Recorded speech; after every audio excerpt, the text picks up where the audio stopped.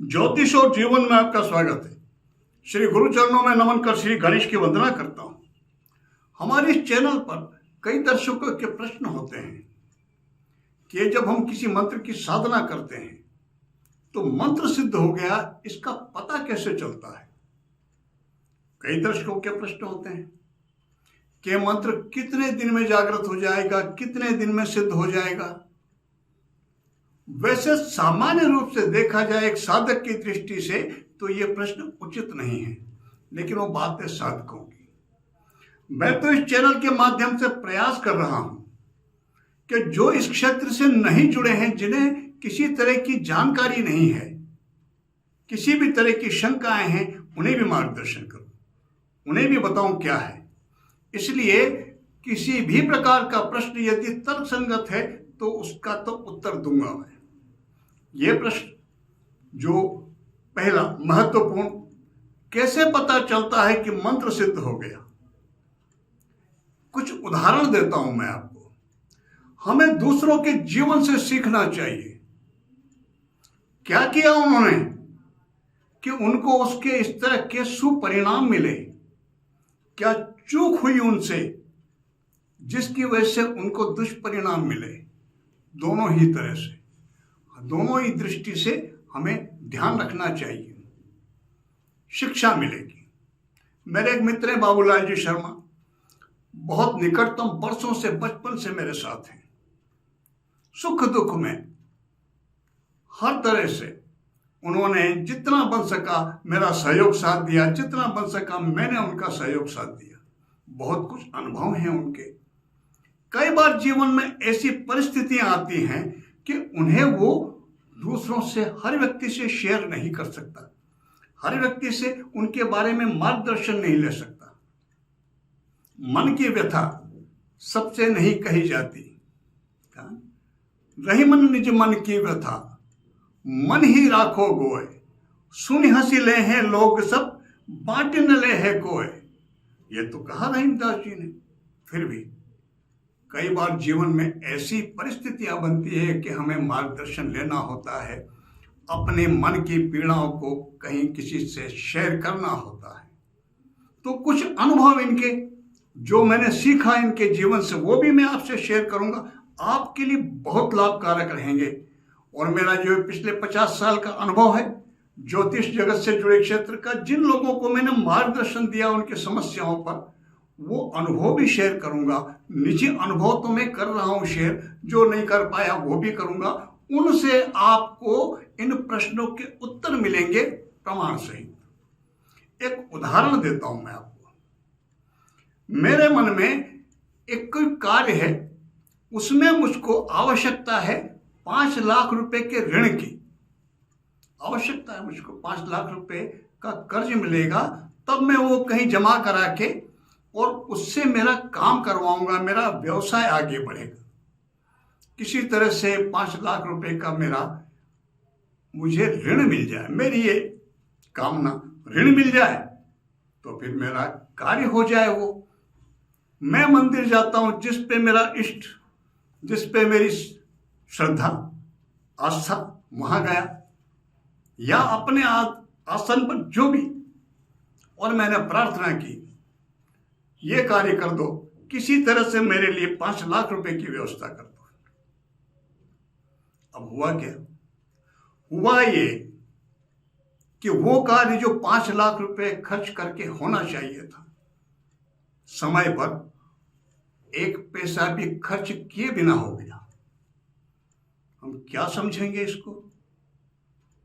क्या वो 5 लाख की व्यवस्था नहीं हुई?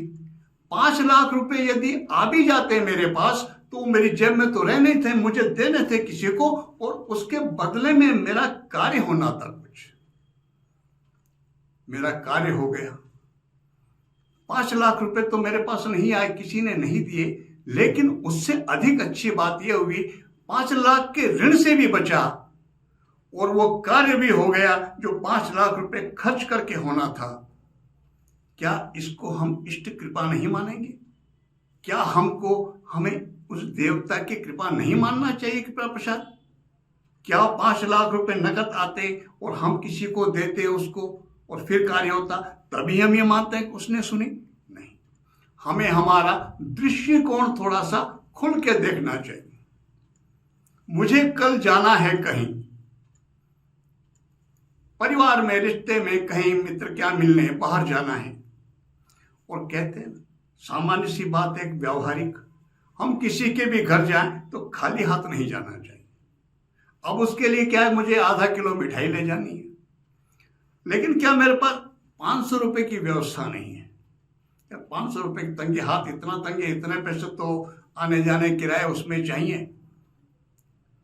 500 रुपए की व्यवस्था, खाली हाथ जाना नहीं है, क्या करें इस चिंता में। 500 रुपए की व्यवस्था करना है, करते हैं, किसी से बोलते हैं, कुछ भी करते हैं व्यवस्था, और आज शाम को आधा किलो मिठाई का पैकेट तो लाना है। शाम को क्या होता है, एक सज्जन आते हैं और साहब वो जो तो बोलते हैं कि साहब जो तो मैं मिठाई आपका मुंह मीठा कराने आया हूं भाई, किस खुशी में? वो बेटे की सगाई हो गई, इस खुशी में, उसमें तो बुला नहीं पाए आपको, और ये मिठाई, सोचा आपको मिठाई का पैकेट। क्या मुझे ये नहीं सोचना चाहिए कि ईश्वर ने मेरी सुनी?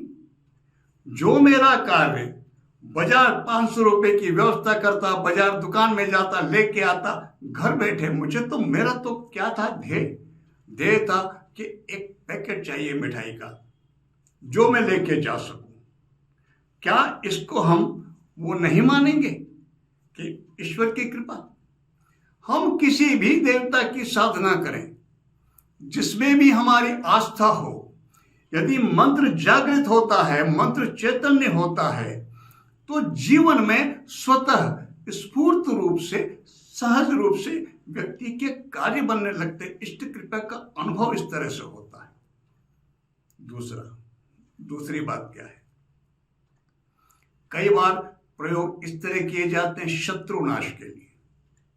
बाधा इतना ज्यादा किसी ने दुखी कर रखा है कि उसके शत्रु से मुक्ति के लिए किसी भी तरह से उसका अहित तक सोचा कि बिना इसके मरे तो हम सुखी हो ही नहीं सकते, और अनुष्ठान कर लिया, कुछ ईश्वर से प्रार्थना की, दुर्गा का, भैरव का, हनुमान जी का, किसी का भी उपासना की। उस व्यक्ति की मृत्यु तो नहीं हुई, लेकिन हुआ क्या, उस व्यक्ति ने जो बाधाएं उत्पन्न करता था वो उत्पन्न करना बिल्कुल छोड़ दिया। उसने यही समझ लिया आप उसके लिए आप मृत के बराबर हो गए। किसी भी प्रकार की समस्याएं उत्पन्न करना ही बंद कर दिया। उस व्यक्ति ने आपके बारे में सोचना ही बंद कर दिया। क्या आप शत्रु बाधा से मुक्त नहीं हुए? शत्रु बाधा से मुक्त हो गए। आपके लिए तो वह, आपके लिए भी वह व्यक्ति मृत के समान ही हो गया है। हमें उसको भी इष्ट कृपा ही मानना चाहिए। ये उस परम पिता की जिसकी हमने उपासना की, उन्हीं की कृपा से ये हुआ। इस तरह से मंत्र साधना के परिणाम मिलते हैं। कई बार वशीकरण, आकर्षण के प्रयोग किए जाते हैं। कोई व्यक्ति हम पर ध्यान नहीं देता, लेकिन कुछ ऐसी परिस्थितियां, कृपा चाहिए उनकी, उनका सहयोग, सामंजस्य चाहिए, पारिवारिक स्थितियां कुछ भी, और हमने कोई प्रयोग भगवती से जिसकी हम करना चाहते, इष्ट उनसे प्रार्थना की, और उसके प्रति, उसके मन में यदि किसी प्रकार का दुराभाव हमारे प्रति था, वो नष्ट होकर के उसका व्यवहार सौम्य हो जाता है। परिणाम मंत्रों के इस तरह से दृष्टिगोचर होते हैं। समय की समयावधि, मंत्रों के साथ में उसका पुरस्चरण काल निश्चित होता है। इतने दिन में यह मंत्र सिद्ध होगा, यह सही। कई बार उनकी संख्या निश्चित होती है, कुछ कालिक पुरस्चरण होते हैं, और उसके बाद वह मंत्र जागृत होता है, मंत्र चैतन्य होता है। कई व्यक्ति यह पूछते हैं, जो भाषा है, बोलने के जो शब्द हैं, वही कई बार उस व्यक्ति की मन स्थिति कि उसके मन में है क्या, उसको स्पष्ट कर देते हैं। हम किसी के घर गए, वो व्यक्ति सज्जन मुझसे, आपसे, हमसे पूछते हैं, वो चाय पियोगे क्या? इससे स्पष्ट यह आभास होता है कि व्यक्ति केवल एक तरह के, जिसको कहते हैं औपचारिकता का निर्वाह भर कर रहा है, अगला चाय पिलाना नहीं चाहता। यदि व्यक्ति में थोड़ा भी विवेक होगा वो मना कर, नहीं साहब मैं चाय पी के आया, मैं तो इस काम से आया हूं, ये काम। जब हम मंत्र जाप हमने प्रारंभ ही नहीं किया, और प्रश्न क्या है, कितने दिन करना पड़ेगा? जब यह प्रश्न इस शब्द का प्रयोग होता पड़ेगा, इसका मतलब मन से तो व्यक्ति करना ही नहीं चाहता, विवशता है। एक अनुभव हुआ जीवन में, एक अध्यापक थे, एक प्राइवेट स्कूल के, उनके कुछ जीवन में समस्या आई। उन्होंने मुझसे कहा इस टाइप की प्रॉब्लम है, बिल्कुल ईमानदार, मेरा कोई कसूर नहीं, फिर भी इस तरह की उलझन है, थोड़ा सा कुछ रास्ता बताओ कि मैं इस परेशानी से मुक्त हूँ।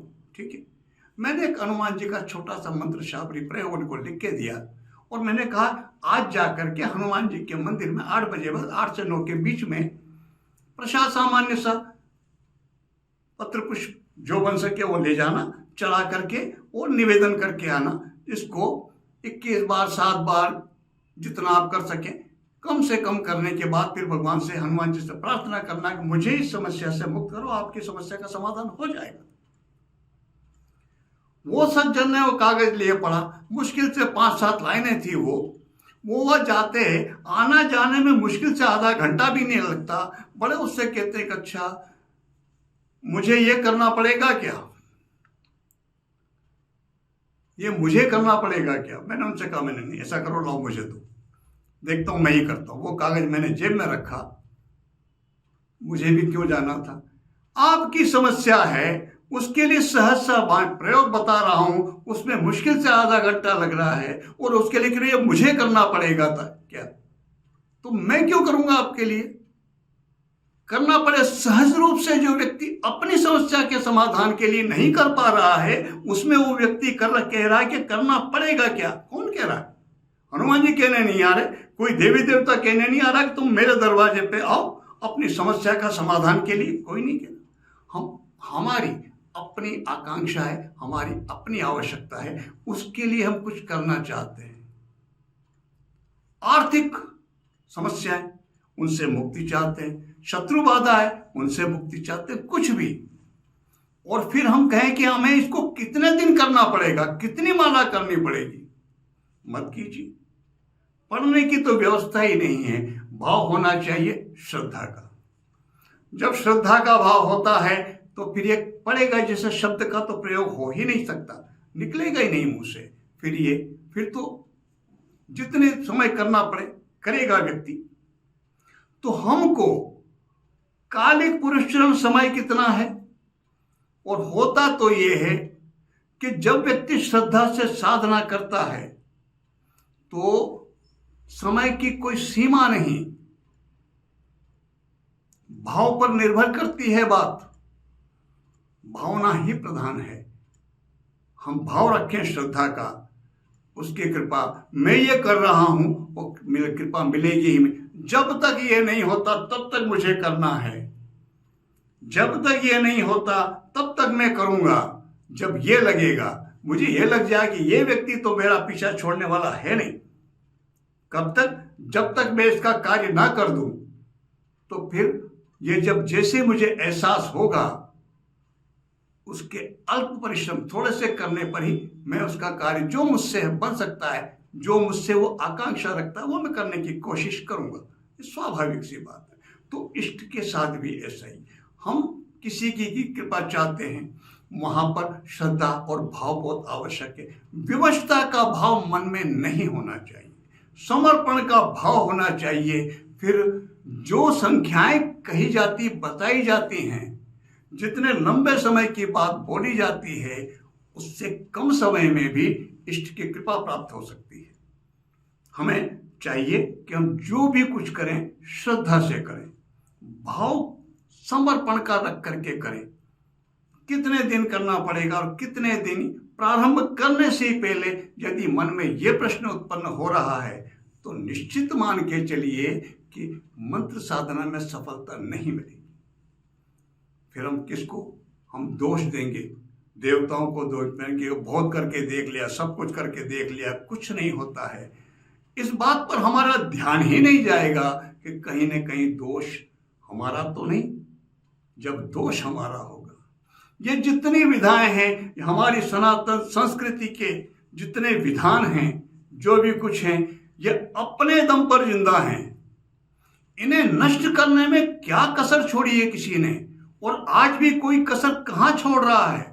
विडंबना और दुर्भाग्य की बात तो यह है, जो सनातन धर्म से जुड़े हैं, जो हिंदू कहते हैं अपने आप को, वही विरोध में, वही नहीं मानते। ना माने वहां तक बात फिर भी ठीक है, लेकिन खुल के विरोध की बात, हमारी सनातन परंपराओं के अपमान की बात, ये हम देखते हैं। ये बहुत दुखद बात है। तो होना तो ये चाहिए कि हम समर्पण का भाव रखें। जब समर्पण का भाव रखेंगे तो फिर समय की अवधि वो महत्व नहीं रखती, वह गौण हो जाती है। तो आप साधना करें। उसकी कृपा का अनुभव जब सूर्योदय होता है तो स्वतः पता चलता है कि सूर्योदय हो गया, रात का अंधकार छट जाता है, चारों तरफ प्रकाश दिखाई देता है। यह सूर्योदय का लक्षण है। जब किसी भी देव मंत्र के माध्यम से जब कोई मंत्र सिद्ध होता है, जब मंत्र चैतन्य होता है, जागृत होता है, उसका प्रभाव चारों तरफ परिलक्षित होता है, बताना ही नहीं पड़ता। मैंने जब उपासना की, मैं सब अनुभव कर रहा हूं, वो जिनका मैंने व्यक्तिगत रूप से अनुभव किया। मैंने बताया है कई वीडियोस में, आज फिर बोल रहा हूं कि जब मैंने आर्थिक समस्याओं को मैं पूरी तरह से घिरा हुआ था, उनसे मुक्त होने के लिए मैंने भगवती की कृपा, लक्ष्मी की कनक धारा और कुछ लक्ष्मी मंत्रों के अनुष्ठान किए, परिणाम प्रत्यक्ष। और उनको मैंने कई अपने व्यक्तियों को, इष्ट मित्रों को बताया, उन्होंने भी परिणाम प्रत्यक्ष देखे। बताना नहीं पड़ा ना, दुनिया देखती है।